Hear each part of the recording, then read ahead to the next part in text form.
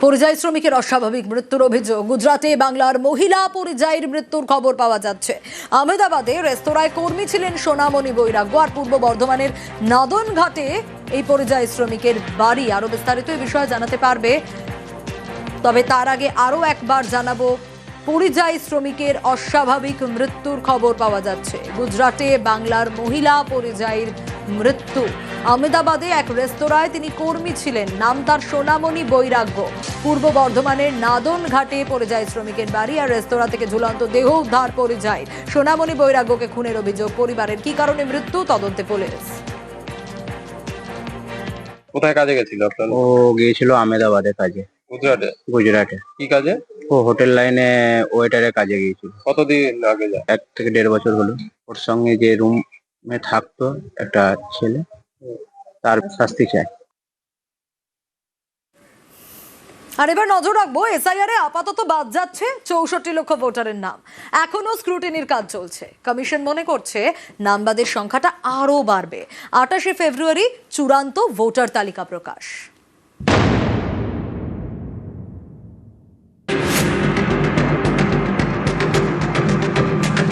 SIR শুনানির deadline ছিল শনিবার। ডেডলাইনের আগে শুক্রবারই শুনানি শেষ হয়েছে। চূড়ান্ত ভোটার তালিকা থেকে কত নাম বাদ যাবে এ নিয়ে জোর জল্পনা। জানা গেছে আপাতত 64,81,595 জন ভোটারের নাম বাদ যাচ্ছে। পশ্চিমবঙ্গে এসআইআর শুরুর আগে ভোটারের সংখ্যা ছিল 7,66,00,000-এর বেশি। এর মধ্যে খসড়া তালিকায় নাম বাদ 58,20,595 জনের। ভোটার সংখ্যা কমে হয় 7,08,00,000। এর মধ্যে যুক্তিগ্রাহ্য তথ্য বিভ্রাটে 1,20,00,000 ভোটারকে নোটিশ দেয় কমিশন। এছাড়াও নোটিশ দেওয়া হয় 32 লক্ষ আনম্যাপড ভোটারকে। এদের মধ্যে অনুপস্থিত 4,98,000 এবং সঠিক নথি দেখাতে না পারায় নাম বাদ 1,63,000। অর্থাৎ খসড়ায় নাম বাদ 58,20,595। শুনানিতে অনুপস্থিত 4,98,000 এবং অযোগ্য 1,63,000। সব মিলিয়ে 64,81,595 জন ভোটারের নাম বাদ যাচ্ছে। যার নাম খসড়া তালিকা মধ্যে ছিল আর সাপোজ ফাইনাল লিস্ট মধ্যে নেই, প্রত্যেক নাম বাদ হবে, এটা অর্ডার পাবেন। এন্ড অর্ডার পরে ওদের আপিল করার সুযোগ আছে। আগে ডিও কাছে, তারপরে সিও কাছে। যদি কোনো ভুল ভ্রান্তি হয়ে গেছে, কিছু হয়ে গেছে, দে ক্যান অলওয়েজ আপিল। আর যার নাম খসড়া তালিকার মধ্যে ছিল না, ওদের একটাই ও আছে, ফর্ম 6 অ্যাপ্লাই করার জন্য। ওরা ফর্ম 6 অ্যাপ্লাই করতে পারবে। এটাই, this is not the end. আপনার যে ফাইনাল ভোটার লিস্ট হবে, এরপরে যোগ বিযোগ চলবেই। কেউ মারা যাবে, ইয়া কেউ শিফটেড হয়ে যাবে, ইয়া কিছু হবে, ওটা ফর্ম 7 হবে। এদিন এই আরোদের সতর্ক করেন মুখ্য নির্বাচনী আধিকারিক। তার নির্দেশ, নির্ভয়ে নির্ভুল তালিকা তৈরি করতে হবে। এখন এন্টায়ার জিনিস আছে আমাদের ইয়ারো হাতে।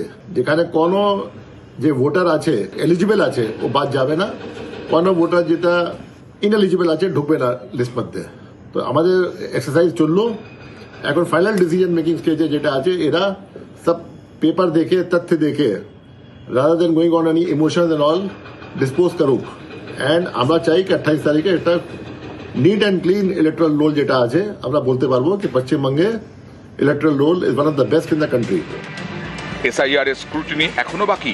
কমিশন মনে করছে আরো নাম বাদ পড়বে। চূড়ান্ত ভোটার তালিকা প্রকাশ 28 ফেব্রুয়ারি। শনিবার শেষ হলো এসআইআর শুনানি প্রক্রিয়া। আর শনিবার এই এসআইআর এর শুনানি শেষের দিনেই নাম বাদ পড়ল 64 লক্ষেরও বেশি ভোটারের। তবে এই সংখ্যা বাড়বে বলেই মনে করছেন কমিশনের আধিকারিকরা। কারণ এখনো পর্যন্ত শুনানিতে আসা 50 থেকে 55 লক্ষ ভোটারের ডকুমেন্ট যাচাই করার কাজ বাকি রয়েছে। ফলত এই সংখ্যা কোথায় গিয়ে দাঁড়াবে তা এখনো পর্যন্ত নিশ্চিত নয় নির্বাচন কমিশনের কাছে। ক্যামেরা সৌমেন দাসের সঙ্গে সোমরাজ বন্দ্যোপাধ্যায়, নিউজ 18 বাংলা, কলকাতা।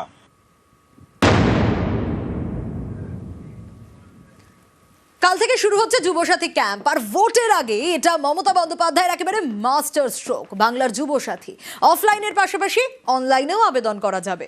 ভোট বাক্সে প্রভাব ফেলতে পারে বুঝেই কি এবার পাল্টা কৌশল বিজেপির? অ্যাসেম্বলি ওয়াইজে 294টা কেন্দ্রে আমরা 294টা ক্যাম্প তৈরি করব। একটা অ্যাসেম্বলিতে একটাই ক্যাম্প হবে 15 থেকে 26 ছুটির দিনগুলো বাদ দিয়ে, এবং যারা জমা দেবেন তাদেরটা সঙ্গে সঙ্গে তারা রিসিপ্ট পাবেন এবং ডিজিটাইজও করা হবে। রাজ্য সরকারের নতুন প্রকল্প বাংলার যুব সাথী। এপ্রিল থেকেই বেকারদের ভাতা দেবে সরকার। 5ই ফেব্রুয়ারি রাজ্য বাজেটে ঘোষণা করা হয়। রবিবার থেকেই এর জন্য রাজ্য জুড়ে ক্যাম্প শুরু। কর্মসূচির নাম স্বনির্ভর বাংলা।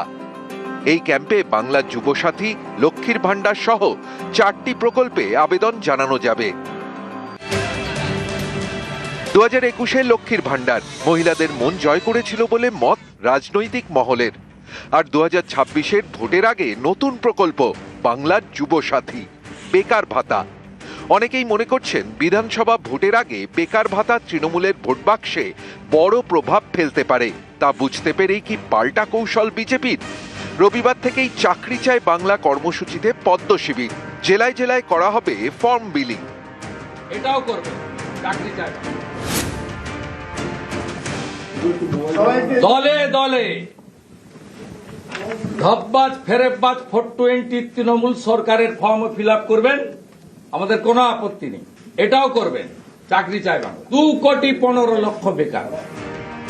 মাধ্যমিক পাশ করা বেকারদের ভাতা দেবে রাজ্য সরকার। মাধ্যমিক পাশ করা 21 থেকে 40 বছর বয়সী বেকারদের মাসে 1,500 টাকা করে দেওয়া হবে। স্কলারশিপ ছাড়া অন্য কোনো সামাজিক প্রকল্পের সুবিধা পান না এরকম বেকারই এই ভাতা পাবেন। পর্যবেক্ষকদের একাংশের মতে এটা সামাজিকভাবে যেমন গুরুত্বপূর্ণ তেমনি রাজনৈতিকভাবেও। কারণ লক্ষ্মীর ভাণ্ডার মহিলাদের মন জয় করেছে। এবার তরুণ প্রজন্মের জন্য বেকার ভাতা, যা ভোটে ডিভিডেন্ড দিতে পারে তৃণমূলকে।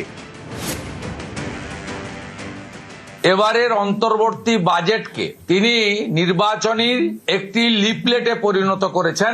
আজকের দিনে সব অনলাইন হয়ে যাওয়ার পরে কেন লক্ষ লক্ষ যুবককে কালকে থেকে আপনাকে রাস্তায় নামাতে হবে? যে যেখানে পারেন দলে দলে যান ফর্ম ফিল আপ করতে, এবং সেখানে পশ্চিমবঙ্গ প্রদেশ যুব মোর্চার পোস্টকার্ড এটাও ফিল আপ করে দিয়ে আসবেন। চাকরি চায় বাংলা। এদিকে যেমন মাননীয় মুখ্যমন্ত্রী মমতা বন্দ্যোপাধ্যায় রাজ্যে বড় শিল্প, ভারী শিল্প, তথ্য প্রযুক্তি শিল্প, মেধাভিত্তিক শিল্প, মাঝারি শিল্প, হস্তকুটির শিল্প, সেগুলিকে যেমন প্রসার ঘটছে, বহু লোক চাকরি পাচ্ছেন। আবার যারা এখনো একটু অপেক্ষা করতে হচ্ছে তাদের জন্য এই যুব সাথী করেছেন। তাতে ভয় পেয়ে গেছে ভারতীয় জনতা পার্টি, ভয় পেয়ে গেছে, তাই শুভেন্দু অধিকারী কুৎসা করতে নেমেছেন।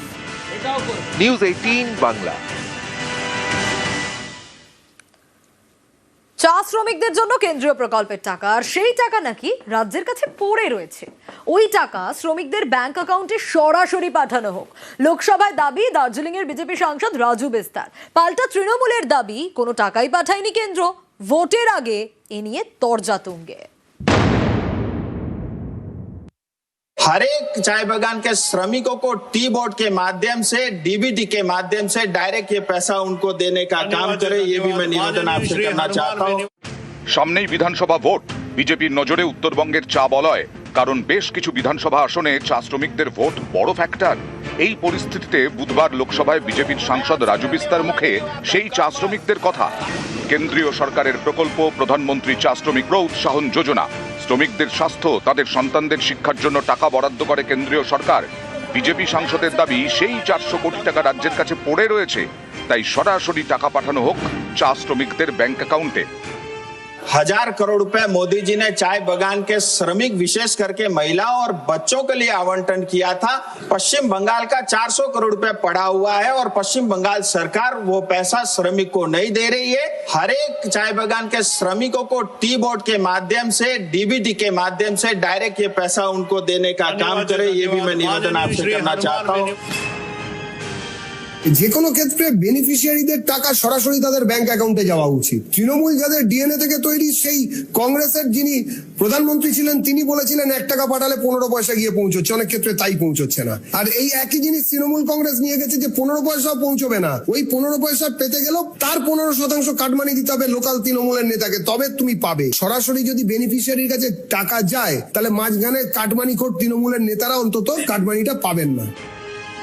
বিজেপি সাংসদ রাজু বিস্তার দাবি মানতে নারাজ তৃণমূল। তাদের দাবি চা শ্রমিকদের জন্য কোনো টাকাই দেয়নি কেন্দ্র। ফার্স্ট পার্টটা নির্জলা মিথ্যে কথা যে রাজ্যের কাছে টাকা দেওয়া হয়েছে। রাজ্য 1 পয়সা পায়নি। মানে 2021-এর ঘোষণা 21-এ হয়নি, 22-এ হয়নি, 23-এ হয়নি, 24-এ হয়নি, 25-এ হয়নি।